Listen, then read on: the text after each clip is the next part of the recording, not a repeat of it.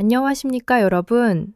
저를 지켜봐 주시는 존경하는 어르신들, 할아버지와 할머니들께 정중한 인사를 올립니다. 오늘 우리는 세상에서 가장 단순해 보이고 매일 보며 식사 때마다 사용하는 것이지만 우리나라의 대부분 어르신들께서 매우 위험하게 잘못 사용하고 계신 물에 대해 이야기해 보려 합니다. 아마 여러분께서는 웃으시며 선생님, 물 마시는 걸 배워야 하나요? 목마르면 마시고 안 마려우면 안 마시는 거지. 평생 70년에서 80년을 그렇게 마셔왔는데 아무 문제 없었습니다. 라고 생각하실지도 모릅니다. 만약 그렇게 생각하신다면 오늘 제가 전해드리는 내용은 바로 여러분을 위한 것입니다.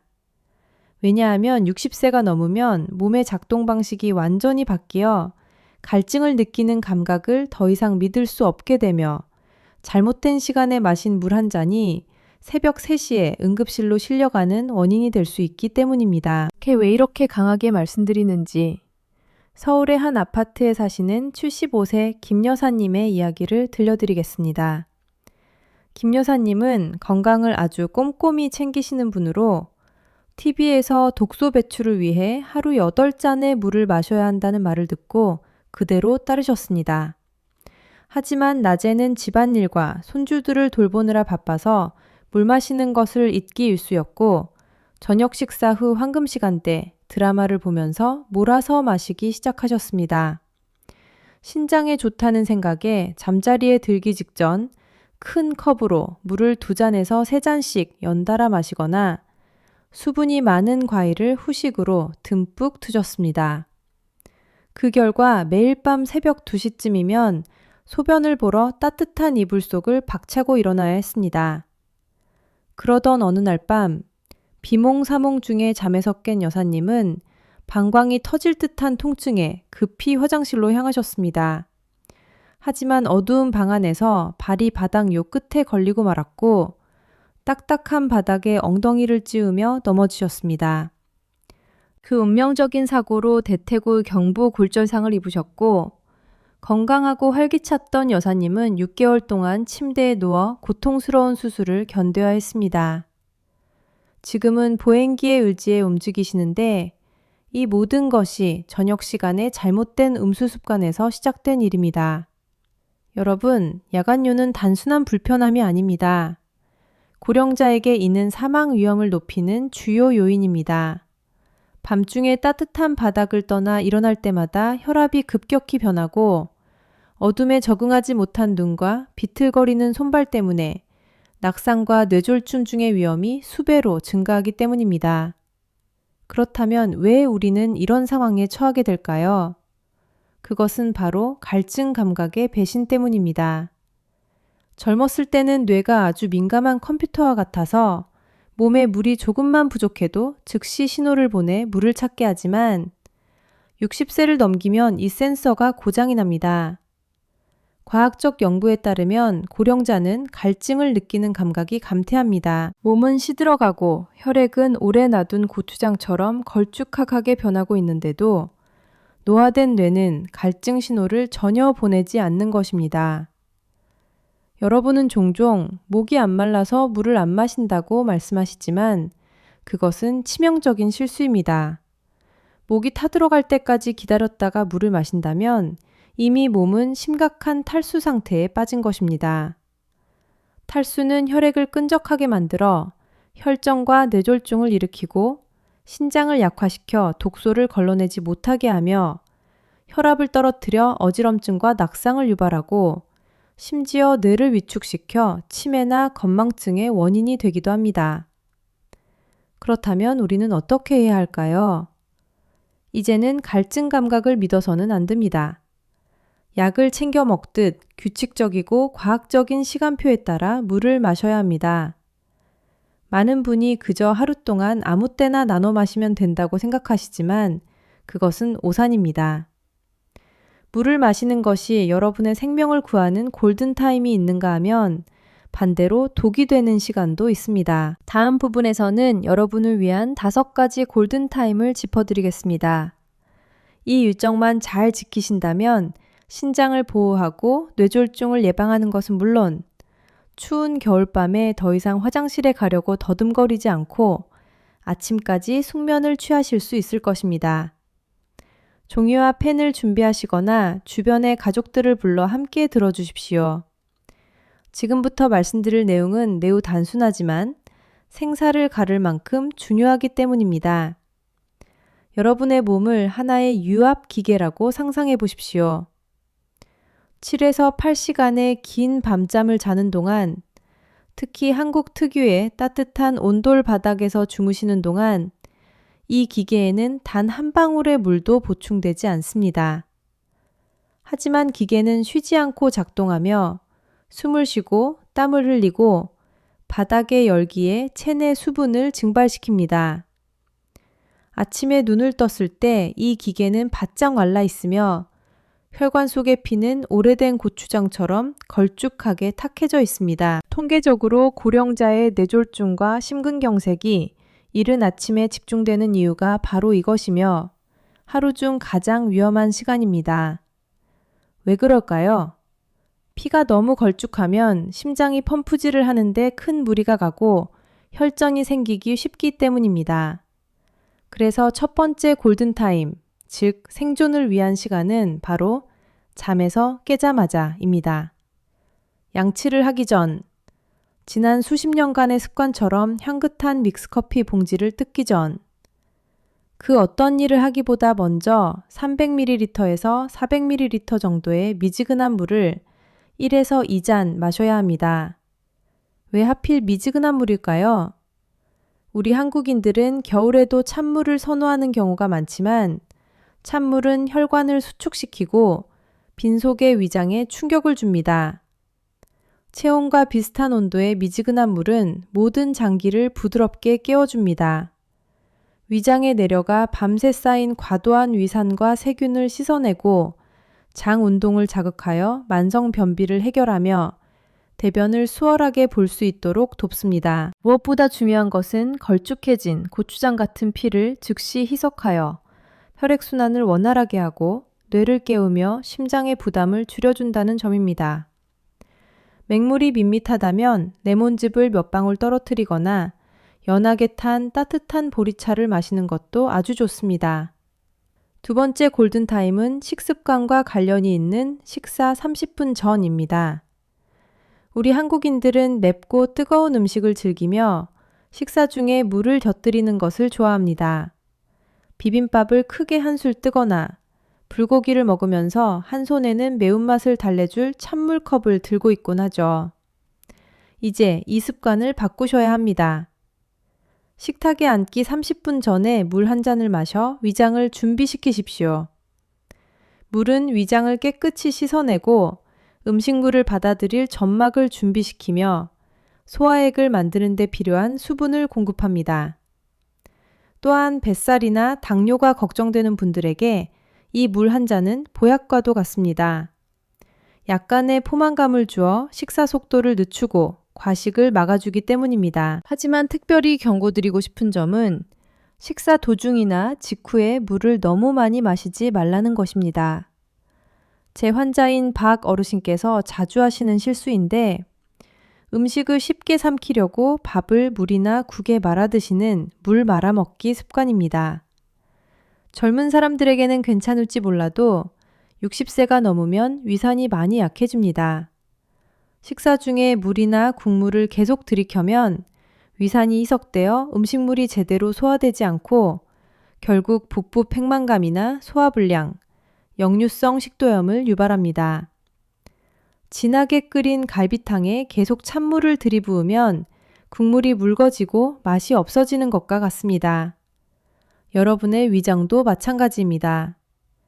식사 30분 전에 마시는 것이 가장 좋고 식사 중에는 입술을 적시는 정도로만 마시며 식후 1시간 뒤부터 다시 정상적으로 물을 마시는 것이 정석입니다.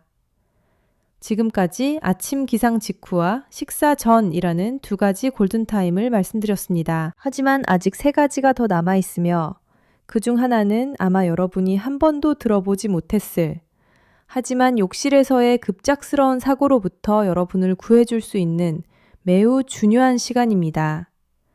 그것이 과연 언제일지 지금부터 저와 함께 알아보겠습니다. 우리는 이미 아침 시간과 식사 시간에 대해 이야기했습니다. 이제는 수분이 부족할 경우 자칫이 치명적인 위험을 초래할 수 있는 일상적인 위생 습관에 대해 말씀드리고자 합니다. 세 번째 골든타임은 바로 목욕하기 전입니다.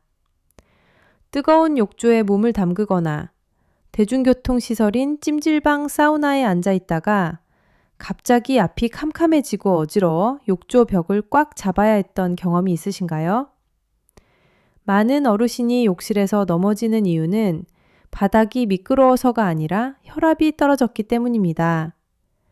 특히 우리 한국인들이 좋아하는 장시간에 온욕을 할 때 높은 온도는 피부 아래의 혈관을 강력하게 확장시킵니다. 몸을 식히기 위해 피가 피부 쪽으로 몰리게 되는데 이로 인해 뇌와 심장으로 가야 할 혈액량이 일시적으로 부족해지면서 저혈압과 실신을 유발하게 됩니다.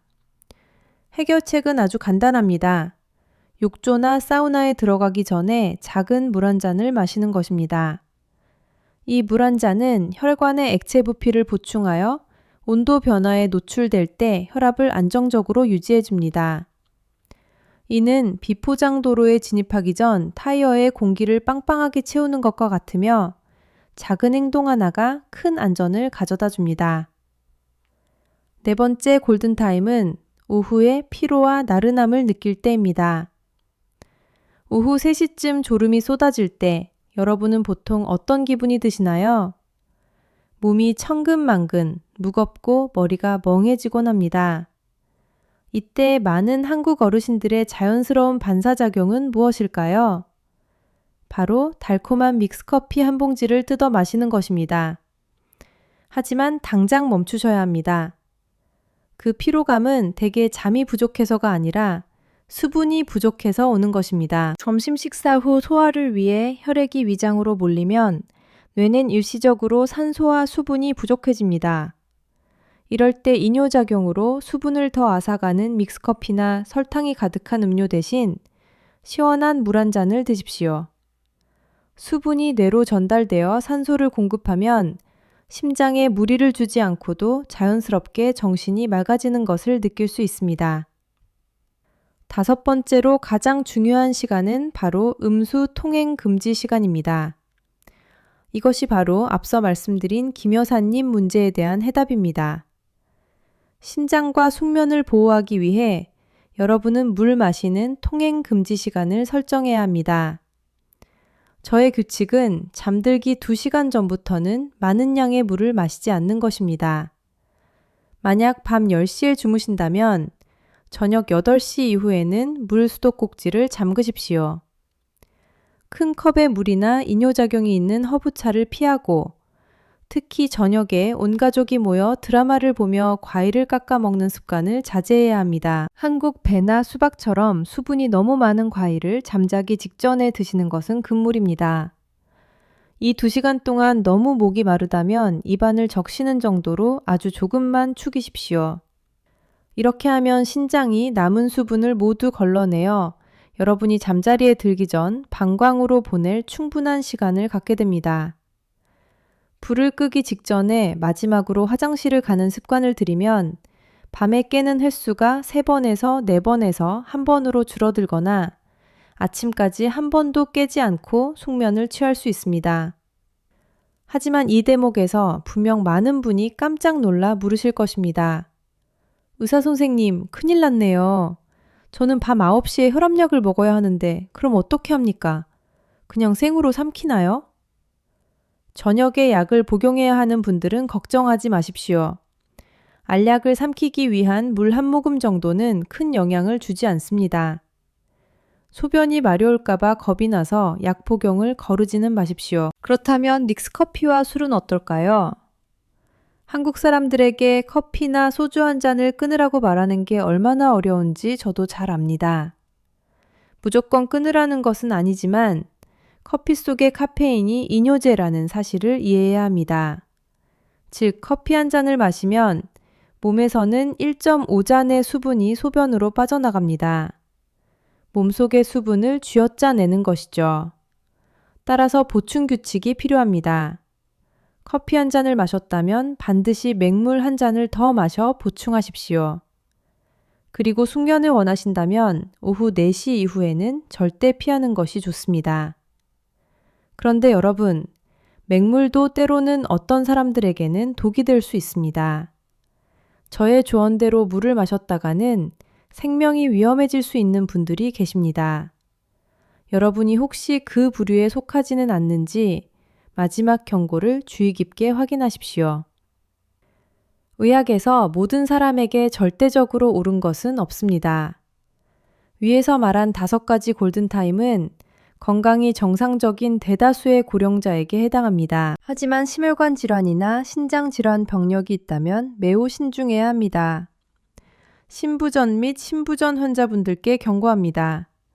만약 의사로부터 심장이 약해 펌프 기능이 떨어졌거나 신장 기능이 저하되었다는 말을 들었다면 물을 너무 많이 마셔서는 안 됩니다. 여러분의 심장을 낡은 펌프라고 상상해 보십시오. 파이프에 물을 너무 많이 부으면 약한 펌프는 그것을 감당하지 못합니다. 결국 물이 폐에 고여 누웠을 때 숨이 차고 기침이 나거나 다리에 고여 발목이 붓는 부종이 생기게 됩니다. 이런 환자분들에게는 보통 하루 총 음수량을 1.5리터 또는 1리터 이하로 제한하는 처방이 내려집니다. 여기에는 평소 드시는 국물 요리도 포함됩니다. 이 그룹에 속하신다면 온라인상의 조언을 맹목적으로 따르지 마시고 반드시 담당 의사의 지시를 철저히 지키셔야 합니다. 내가 물을 충분히 마셨는지 어떻게 알 수 있을까요? 복잡한 계산 공식은 필요 없습니다. 다음 2가지 간단한 확인 방법으로 스스로의 주치의가 되어 보십시오. 첫 번째 방법은 피부 탄력 검사입니다. 손을 들어 반대쪽 손가락 2개로 손등의 피부를 살짝 잡아당겼다가 몇 초 후 놓아 보십시오. 피부가 즉시 원래 상태로 평평해진다면 수분이 충분한 상태입니다. 하지만 주름 잡힌 자국이 그대로 남아있거나 마치 텐트를 친 것처럼 천천히 펴진다면 심각한 탈수 상태이니 즉시 물을 마셔야 합니다. 두 번째 방법은 소변 색깔을 확인하는 것입니다. 이것은 가장 정확한 지표입니다. 다음에 화장실에 가실 때 바로 물을 내리지 말고 변기 속을 확인해 보십시오. 소변색이 마른 볏짚 같은 연한 노란색이거나 투명하다면 여러분의 신장이 아주 기분 좋게 웃고 있다는 증거입니다. 만약 진한 노란색이나 호박색이라면 혈액이 농축되고 수분이 부족하다는 적신호입니다. 다만 종합 비타민이나 홍삼 제품을 복용 중이라면 영양분이 배출되면서 소변색이 진해질 수 있는데 이는 수분 부족 때문이 아니니 안심하셔도 됩니다. 제60세 이상 어르신을 위한 완벽한 하루 음수 일정을 정리해 보겠습니다. 아침 7시 기상 직후 기계를 가동하고 피를 맑게 하기 위해 미지근한 물 1잔에서 2잔을 마십니다. 아침 8시에는 정상적으로 식사를 하되 국에 밥을 말아 먹는 것은 자제합니다. 오전 10시에는 틈틈이 물을 마시고 커피를 마셨다면 반드시 물로 보충합니다. 오전 11시 30분, 식사 전에는 소화를 돕기 위해 물 1잔을 마십니다. 오후 3시에는 잠을 깨기 위해 믹스커피 대신 시원한 물 1잔을 마십니다. 저녁 6시, 목욕이나 사우나 전에는 혈압 안정을 위해 작은 물 1잔을 마시고 6시 30분, 저녁 식사 전에도 물 1잔을 마십니다. 밤 8시부터는 음수 통행금지 시간을 시작하여 많은 양의 물과 수분이 많은 과일 섭취를 중단합니다.